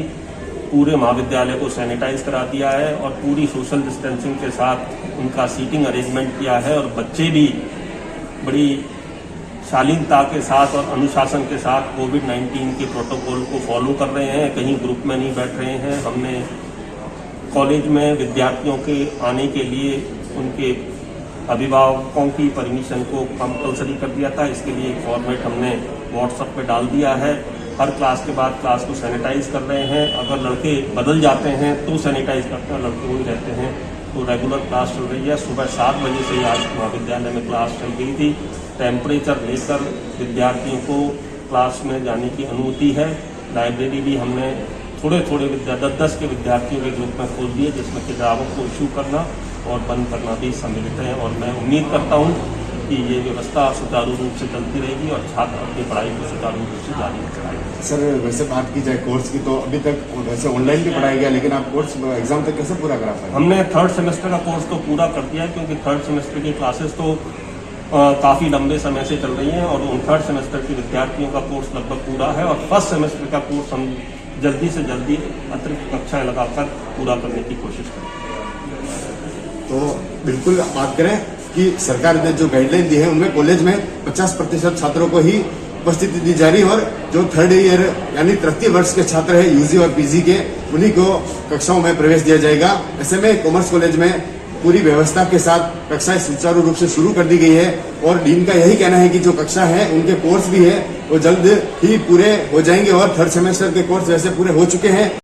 उदयपुर शहर के सज्जन नगर निवासी एक विधवा ने अपने ससुराल पक्ष के लोगों पर मारपीट और संपत्ति से बेदखल करने के आरोप लगाए हैं। इसे लेकर सोमवार को एसपी को ज्ञापन सौंपकर आरोपियों के खिलाफ कार्रवाई करने और संपत्ति में हक दिलवाने की मांग की गई है। विधवा नम्रता सोनी की ओर से सौंपे ज्ञापन में बताया कि गत 15 अक्टूबर को उसके पति विजय सोनी की कोरोना से मौत हो गई थी। इसके बाद उसकी सास श्यामा उर्फ बालीबाई और देवर राजेश व विमल सोनी ने प्रार्थियां और शारीरिक और मानसिक रूप से प्रताड़ित करते हुए दोनों बच्चों सहित घर से बाहर निकाल दिया। इसके बाद पीड़िता किराए के मकान में रहकर मोती चौटा स्थित अपने पति की दुकान संभाल रही है। गत 14 जनवरी को आरोपियों ने दुकान पर आकर उसके साथ मारपीट की और बाहर निकाल दिया। साथ ही दुकान पर ताला लगाकर जान से मारने की धमकियां देकर चले गए। इसकी रिपोर्ट घंटाघर थाने में दी गई थी, लेकिन पुलिस द्वारा ठोस कार्रवाई नहीं किए जाने से आरोपी फिर से पीड़िता को परेशान कर रहे हैं। ऐसे में आरोपियों के खिलाफ सख्त कार्रवाई करते हुए मकान और दुकान का कब्जा वापस दिलाने की मांग की गई।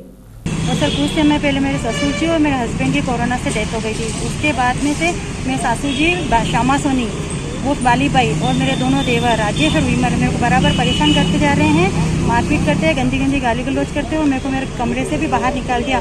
घर के पास में मैं किराए के मकान में रह रही हूँ और वो लोग इस तरह से मुझे परेशान कर रहे हैं। घंटाघर पे मेरी दुकान है रिया ज्वेलर्स के नाम से, उस पर भी ये लोग बराबर कब्जा करने आ रहे हैं और मेरे पति एक ही सहारा दुकान में मेरे लिए छोड़ के गए हैं, उसको भी ये लोग छीनना चाह रहे हैं और परेशान कर रहे हैं। मेरे बच्चों को मारने की धमकी दे रहे हैं।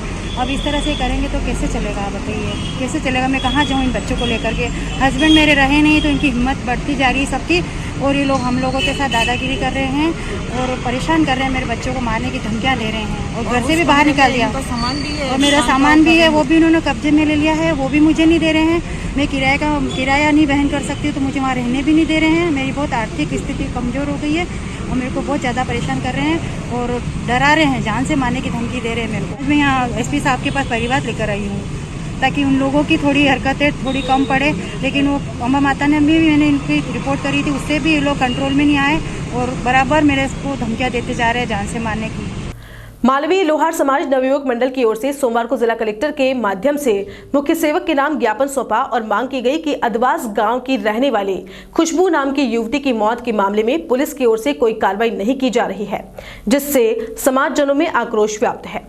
ज्ञापन देने के बाद नवयुवक मंडल के सदस्यों ने बताया कि खुशबू का विवाह मुंबई में हुआ था और मुंबई में खुशबू ने 12 जनवरी को फांसी लगाकर आत्महत्या कर ली। इस घटना से समाज में दुख व्याप्त है। वहीं अभी तक आत्महत्या के कारणों का पता नहीं चल पाया है। इस पूरे मामले को लेकर मृतका के भाई ने जावर माइंस थाने में मामला दर्ज करवाया है, लेकिन अभी तक किसी प्रकार की कोई कार्रवाई नहीं की गई। वहीं मृतका के परिवार को आर्थिक मुआवजा देने की मांग की गई है। हमारे समाज की बेटी खुशबू लोहार, जिसने मुंबई में अपने परिवार के साथ रहकर आत्महत्या की, उसके साथ में 1 सवा साल का बेटा वह छोड़ के गई है। इस बुरी घटना से पूरा समाज हिल गया है। इस घटना के पीछे कारण पता नहीं चले, इसको लेकर मृतका के भाई ने जावरमाइंस थाने में 304B में प्रकरण दर्ज करवाया है और इस प्रकरण में अभी तक 12 जनवरी की घटना है और कोई ठोस कदम प्रशासन द्वारा नहीं उठाए गए हैं।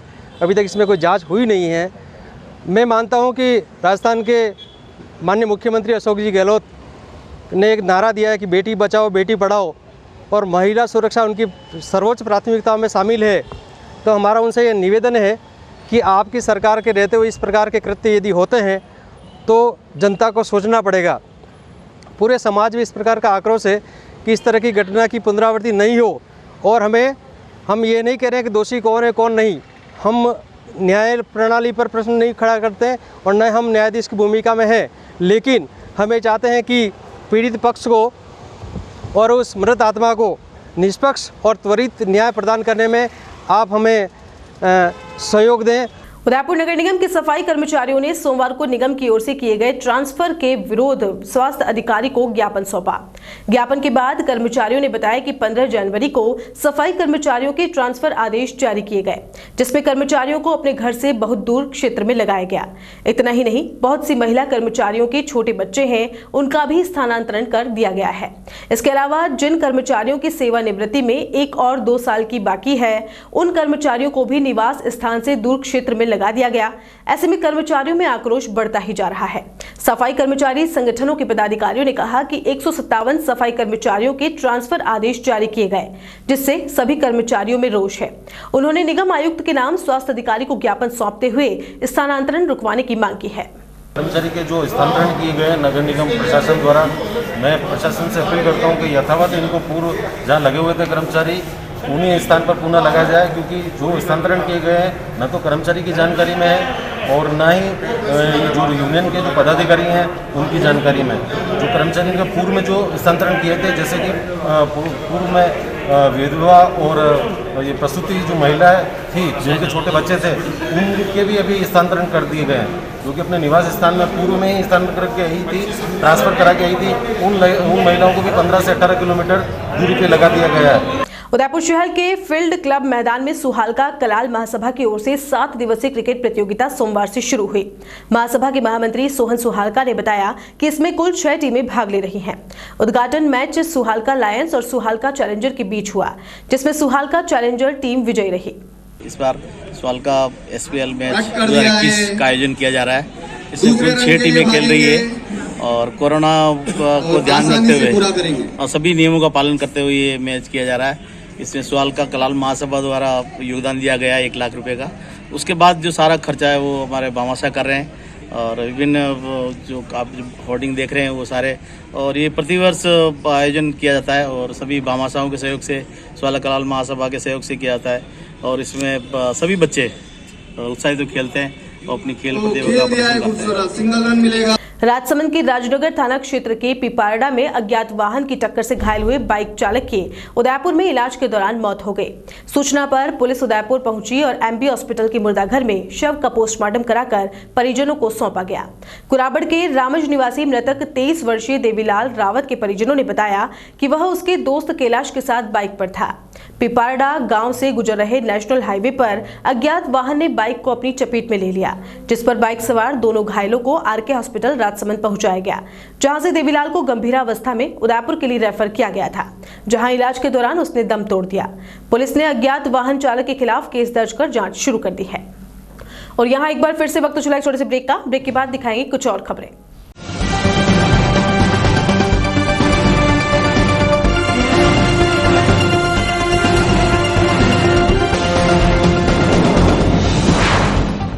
अजय फर्नीचर उदयपुर सेक्टर 14 में स्थित 2 मंजिला भव्य शोरूम, जहां आपको मिलेंगी आधुनिक फर्नीचर की अनेक वैरायटीज, अनेक तरह के dining table,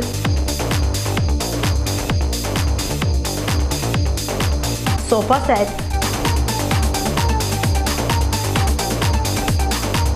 double bed with mattresses, अलमारी, मंदिर स्थान, प्लास्टिक चेयर्स और सभी तरह के ऑफिस फर्नीचर्स।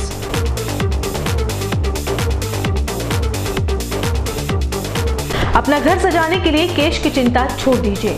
अजय फर्नीचर और बजाज एवं HDFC बैंक साथ लेकर आए हैं 0% डाउन पेमेंट और 0 ब्याज और बिना किसी प्रोसेसिंग फीस के आसान ऋण योजना। हॉस्पिटल, होटल्स, कॉलेज, कॉर्पोरेट और सभी तरह के गवर्नमेंट और नॉन गवर्नमेंट इंस्टीट्यूट्स पर फर्नीचरों के विशेषज्ञ। नवरात्रि, दिवाली विशेष ऑफर्स, 4 प्लास्टिक चेयर्स के साथ 1 टेबल फ्री, सोफा सेट के साथ centre table free. Corona warriors के लिए विशेष डिस्काउंट। एक बार पधार कर सेवा का मौका अवश्य दें। एक्सचेंज ऑफर, पुराना फर्नीचर लाइए और नया फर्नीचर ले जाइए। सिर्फ 24 घंटे में अपनी मनचाही डिजाइन और अपना मनपसंद कपड़ा लगवाकर सोफा बनवाइए। Address D1 year community centre, sector 14, हिरन मगरी, उदयपुर। कॉलर्स 8233206262। हर एक का सपना होता है अपना घर, और वही सपना अब सच होगा ज्ञानेश बिल्डर के साथ।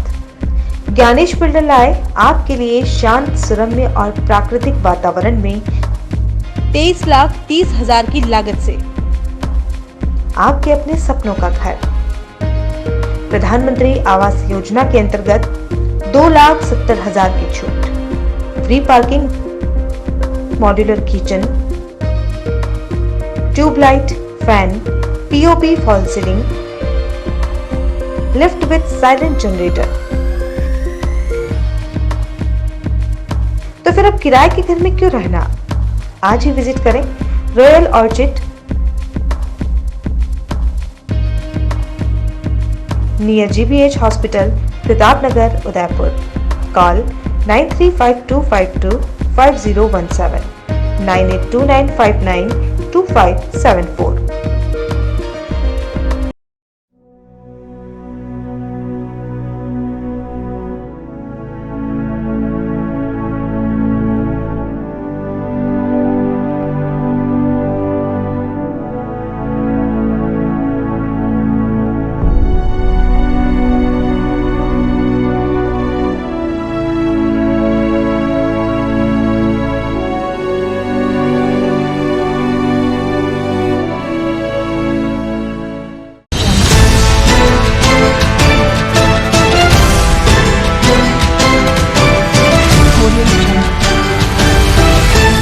क्या आप किराएदार हैं और अपने किराए के मकान से परेशान हैं और आप चाहते हैं कि आपके सपनों का घर हो, वो भी शहर के अंदर? तो अब फिक्र करने की कोई बात नहीं है, क्योंकि वेदेही ग्रुप आपके लिए लाया है एक ऐसा अनोखा गेम शो जिसका नाम है KBKMM, यानी कि कौन बनेगा किराएदार से मकान मालिक। आपको सिर्फ देने होंगे 14 सवालों के आसान जवाब और आप जीत सकते हैं 10 लाख रुपए तक का डिस्काउंट अपनी फ्लाइट बुकिंग पर। आपको क्या करना होगा? आपको बस इस दिए गए नंबर पे कॉल करना होगा और रजिस्ट्रेशन करवाना होगा Vaidehi affordable premium housing project में, और आप खेलेंगे मेरे साथ KBKMM, यानी कि कौन बनेगा किराएदार से मकान मालिक। सन सिटी साकरोदा उदयपुर से 23 किलोमीटर की दूरी पर उदयपुर प्रॉपर्टी लाया है आवासीय प्लान, जिसमें 99 ड्रॉ में शामिल होकर 1,17,500 का प्लॉट मात्र 500 रुपए में पाने का सुनहरा अवसर। आज ही 1000 से बुकिंग करवाकर अपना लकी सदस्यता नंबर प्राप्त करें। संपर्क करें 8559858687 और 9549717069। नमस्कार, उदयपुर प्रॉपर्टी की 11 माह 99 प्लॉट की स्कीम में हम लोगों ने कस्टमर के निवेश का पूरी सुरक्षा का ध्यान रखा है। इसमें 11 माह में हम 99 प्लॉट ड्रॉ के द्वारा आपको देंगे, लेकिन साथ में कस्टमर बहुत हम जो फॉर्म भर रहे हैं, रुचि भी दिखा रहे हैं उदयपुर की जनता, इसलिए हमने उनके निवेश की सुरक्षा के लिए एक और क्लॉज इसमें दिया है। ये फॉर्म आपको दिख रहा होगा, 11 महीने में 16,500 रुपये आपके जमा होंगे। आपको प्लॉट नहीं मिलता है, आपके ड्रॉ में नहीं आता है आपको प्लॉट, तो हम 32 इंची LCD 180 litre fridge, semi automatic washing machine और 5 सीटर सोफा सेट आपको देंगे, ताकि आपको ये ना लगे कि मुझे कुछ ना मिला। प्रोडक्ट की जानकारी दे देता हूँ। 32 इंच LED आपके सामने हमने रखा हुआ, हमारे पास स्टॉक में मेंटेन है। आज अगर फर्स्ट में आप लेना चाहते हैं तो भी हम आपको अवेलेबल करा देंगे, आप पेमेंट हमको कर देंगे। 5 सीटर सोफा सेट है, ये वेरी करेगा डिजाइन में, अलग अलग पैटर्न में आ सकता है। 180 लीटर का फ्रिज है, जितने कस्टमर बच जाएंगे सबको दिया जाएगा। सेमी ऑटोमेटिक वॉशिंग मशीन है, इसमें कंपनी वेरी कर सकती है, लेकिन हम ब्रांडेड आइटम में आपको देंगे। धन्यवाद। जुड़िए उदयपुर प्रॉपर्टी की 11 माह 99 प्लॉट ड्रॉ स्कीम सन सिटी साकरोदा से। ऑफिस 212 द्वितीय मंजिल समृद्धि कॉम्प्लेक्स, अपोजिट कृषि मंडी फ्रंट गेट, रेती स्टैंड, उदयपुर।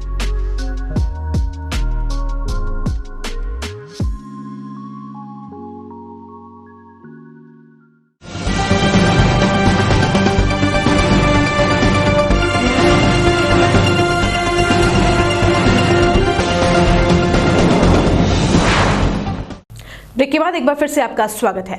बुवाना और सुखेर क्षेत्र में अलग अलग नाम वाली एक चिटफंड कंपनी द्वारा लोगों को रुपए 2 गुना और 3 गुना करने का झांसा देकर करोड़ों की ठगी करने का मामला सामने आया है।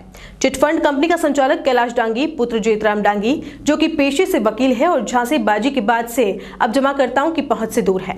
कैलाश डांगी द्वारा सुखेर में कार्यालय खोलकर अलग अलग कंपनियों Watford LLC, lemon trade, robo gold की स्कीम्स के नाम पर रुपए 2 गुना और 3 गुना करने का झांसा देकर उदयपुर और आसपास के लोगों के करीब 20 करोड़ रुपए जमा किए गए। पिछले दिनों जब लोग कंपनी के सुखेर स्थित कार्यालय पहुंचे तो वह बंद पाया गया और जब संचालक कैलाश डांगी से संपर्क किया गया तो उसने कहा कि कंपनी का अकाउंट हैंग हो गया है। इसके बाद उसने लोगों के फोन उठाना भी बंद कर दिया। परेशान जमाकर्ता सोमवार को कलेक्टर कार्यालय पहुंचे और SP को इस चिटफंड कंपनी के विरुद्ध शिकायत की गई। मैंने भी इसी कंपनी के अंदर FX डील के अंदर पैसा लगाया, जो वापस मेरा रिकवर नहीं हो पाया और इन्होंने आगे से आगे कंपनी बढ़ाते रहे, बोलते रहे कि सॉफ्टवेयर खराब हो गए हैं, आप और पैसा लगाइए, हम आगे दूसरी कंपनी खोल रहे हैं, उसमें आपका पैसा डाल रहे हैं, उसमें आपको हम 200 दिन तक रिटर्न देंगे, 100% रिटर्न देंगे। वो 20-20 दिन या 10 दिन पैसा आया, उसके बाद में वो वापस बंद हो चुके हैं। हमारा मूल पैसा भी वापस रिकवर नहीं हो पाया है। मेरे 90,000 रुपये थे। मेरे तो कैलाश जी डांगी ले गए और कैलाश जी की डांगी के ऊपर है गंगा सिंह जी और इनके साथ में रामलाल गमेती और वो मोहन जी जो प्रतिनिधि है। और मोहनलाल डांगी जनप्रतिनिधि और गंगा सिंह, कैलाश डांगी, रामलाल गमेती, इनके जरिए हमको ये मिला था स्कीम का नाम। तो इन्होंने बताई तो हमने सोचा हमारे भी थोड़ा हो जाए, तो ये पैसे हमारे से ले गए और वापस पैसे दे ही नहीं और बेला लेके गए। उनका वो तो फ़ोन भी सोचे पर उन्हें फ़ोन ही सोचा, सब सोचा, भाई रिप्लाई भी नहीं है हमारे पास में उनकी। सोशल मीडिया व्हाट्सएप पे मुझे एक मैसेज मिला था कैलाश जी डांगी एडवोकेट का, जिसमें इन्होंने ये FX डील के बारे में कुछ मैटर डाल रखे थे जो हमको कुछ समझ में नहीं आया था। तो मैंने उनको फ़ोन करके पूछा, तब उन्होंने पूरी डिटेल बताई मुझे उस कंपनी के बारे में और ये बोला कि आप अगर 100 रुपये डालते हो तो आपको वो पैसा 1 महीने के अंदर 4 गुना होकर मिल जाएगा। तो मैंने उनसे पूछा, मैंने कहा पैसे की क्या श्योरिटी है। उन्होंने उस समय गारंटी ली थी कि पैसे की पूरी हमारी गारंटी रहेगी, हमारी श्योरिटी रहेगी। और आज कंपनी में जब हम लोगों ने पैसा डाला और हम लोगों ने टीम बना के पैसा डाला, कम से कम मेरी टीम के आज की तारीख में पैसा 5 से 5.5 लाख रुपए बकाया है और उसके PDF वगैरह भी हमारे पास पड़े हुए हैं। तो इस तरीके से पैसा इन्वेस्ट हुआ और करीब 22 दिन कंपनी चली है। उसके बाद इन लोगों ने एक मैसेज डाला कि कंपनी को हैकर ने हैक कर लिया है और कंपनी का हैकर सारा पैसा लेके चला गया है। राज्य सरकार द्वारा हाल ही जारी दिशा निर्देशों के तहत करीब 10 माह बाद सोमवार से स्कूल खुल गए। सरकार ने कोविड-19 की गाइडलाइंस की पालना के साथ स्कूल संचालन के निर्देश दिए थे। ऐसे में उदयपुर जिले के काया में विद्यार्थियों की सामाजिक दूरी बनाए रखने के लिए अभिवहन पहल की गई। इसके तहत विद्यार्थियों को छाते थमाए गए ताकि एक दूसरे से पर्याप्त दूरी निश्चित हो सके। वहीं कक्ष में प्रवेश से पूर्व थर्मल स्कैनिंग, सैनिटाइजेशन आदि के बंदोबस्त किए गए। आज हमारे स्कूल का पहला दिन है। हम सभी बच्चों को बहुत खुशी है कि आज हमारे स्कूल खुल चुके हैं। 10 माह के बीच में जैसे ऑनलाइन अगर हमारे आ रहे थे, जिसमें कई कई नेटवर्क की प्रॉब्लम थी, आधे बच्चे नहीं पढ़ पा रहे थे। आज हमारे स्कूल को अगर हम सबको खुशी है, हमको छाते दिए गए ताकि हमारा डिस्टेंस बना रहे, सोशल डिस्टेंसिंग का पालन हो। स्कूल में आते ही हमारे सैनिटाइज की व्यवस्था है, टेम्परेचर चेक किया जाता है और पढ़ाई भी बहुत अच्छी तरीके से हो रही है। हमें क्लास में भी जिस क्लास में ज़्यादा है उसके आधे से भी आधे करके हमको बिठाया जाता है, बाद हमारी पढ़ाई होती है। आज हम क्लास में पहले दिन आए, हमारे क्लास में एंट्री होने से पहले ही हमारे सैनिटाइज किया गया हमको और हमारा टेम्परेचर चेक किया। फिर उसके बाद हमारे जितने भी स्टूडेंट्स हैं उनको आधे से भी आधा, एक के बीच में लगभग 2 या 3 फुट के डिस्टेंस से हमको बिठाया गया और हमारी पढ़ाई चालू है। वो बच्चे स्कूल से घर तक आते हैं तो दोस्त मना सब एक दूसरे के हाथ रख के आते हैं, तो इसलिए हमको छाते दी गई सोशल डिस्टेंसिंग के लिए। तो इसको छाता लगा के आना है और स्कूल से घर तक छाता लगा के जाना। आज का दिन हमारे लिए बहुत ही अच्छा रहा। 10 माह से आज स्कूल खुला है। हमें बहुत खुशी है कि स्कूल में अच्छे से पढ़ाई चल रही है। हमें अच्छे दूरी पे बिठाया गया है।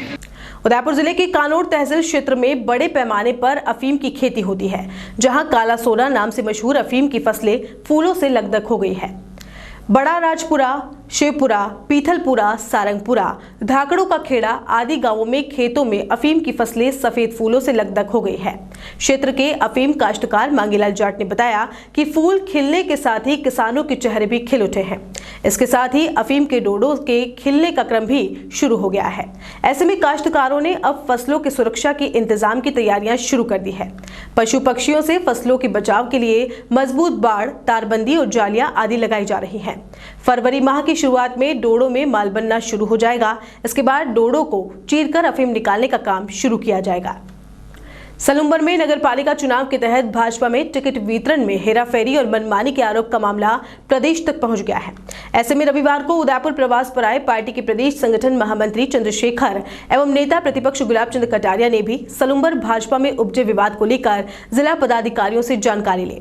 इसके बाद शहर जिला महामंत्री गजपाल सिंह राठौड़ और देहात जिला महामंत्री महेंद्र औदिच्य को आवश्यक दिशा निर्देशों के साथ सोमवार को सलूम्बर भेजा गया, जिस पर दोनों पदाधिकारियों ने सलूम्बर में असंतुष्ट खेमे और पार्टी पदाधिकारियों से अलग अलग मुलाकात की। मुलाकात के दौरान आम पार्टी कार्यकर्ताओं के साथ ही मीडिया से भी दूरी रखी गई। हालांकि सूत्र बताते हैं कि असंतुष्ट खेमे ने टिकट वितरण में हेराफेरी कर मनमाने तरीके से सिंबल आवंटित करने वाले पार्टी पदाधिकारियों कार्यकर्ताओं को पार्टी से निष्कासित करने की मांग की है। असंतुष्ट खेमे का कहना था कि प्रदेश नेतृत्व के निर्देशानुसार चुनाव लड़ने वाले पार्टी पदाधिकारियों को दायित्व मुक्त कराना होगा। गत पंचायती राज चुनावों में इन निर्देशों की पालना भी की गई थी, मगर सलूम्बर में पार्टी पदाधिकारी बगैर पद छोड़े चुनाव मैदान में उतर गए हैं। सलूम्बर क्षेत्र के शेषपुर मोड़ स्थित त्रिमूर्ति अतिशय तीर्थ पर दिगंबर जैन समाज की गणिनी आर्यिका सुप्रकाशमती माता का 40वां दीक्षा दिवस मनाया गया। इसके तहत विधानाचार्य विनोद पगारिया के निर्देशन में जिन गुण संपत्ति विधान किया गया। विधान मंडप पर सौधर्म इंद्र पारस मोतीलाल नवाणिया ने अष्ट द्रव्य श्रीफल युक्त अर्घ समर्पित किए। ज्योतिमंच उदयपुर के सदस्यों ने पाद प्रक्षालन किया। श्रावकों ने आर्यिका संघ को जीनवाणी भेंट कर अष्ट द्रव्य से पूजा की गई। धर्मसभा को संबोधित करते हुए सुप्रकाशमती ने कहा कि साधु का वास्तविक जन्म गुरु दीक्षा लेने के साथ ही प्रारंभ होता है। सांसारिक दौड़ का अंत दीक्षा है। समस्या का समाधान दीक्षा नहीं है, दीक्षा दक्षता प्रदान करती है। सभा के दौरान शांतिलाल सेठ, चंपालाल भूकिया, शंकरलाल वरदावत, मोहनलाल वरदावत, पवन जागावत ने विनयांजलि अर्पित की। इस मौके पर सागवाड़ा, पाड़वा, आसपुर, झल्लारा, सलूम्बर, डगार, इटाली खेड़ा के श्रावक श्राविकाएं मौजूद थे। और एक बार फिर से नजर डालते हैं अब तक की हेडलाइंस पर।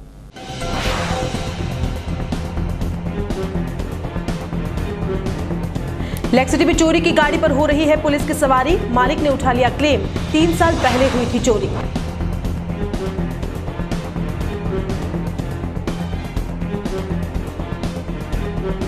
मरने के बाद भी चर्चाओं में रहे महावीर भगोरा। संसद में नोट उछालकर साबित की थी ईमानदारी। ईसाई धर्म से हुआ अंतिम संस्कार रहा सुर्खियों में।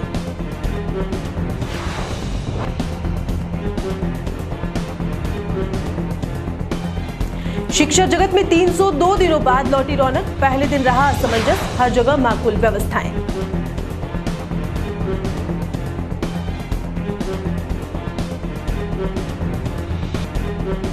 और कोरोना काल में चिटफंड कंपनी ने लगाया लाखों का चूना, करोड़पति बनने की चाह में ठगे गए सैकड़ों ग्रामीण।